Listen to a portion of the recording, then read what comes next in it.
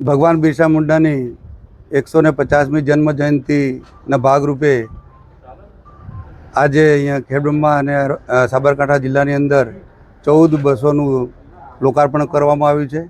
એમાં માનનીય મુખ્યમંત્રીશ્રીએ અઠવાડિયા પહેલાં માનનીય ડેપ્યુટી સીએમ સાહેબે અને મારા વિભાગ દ્વારા આ બસોનું ગાંધીનગર ખાતે લોકાર્પણ કર્યું અને હવે જિલ્લે 14 જિલ્લાની અંદર આ બસો લગભગ 139 જેટલી છે, એમાં પણ લોકાર્પણ થઈ ચૂક્યું છે।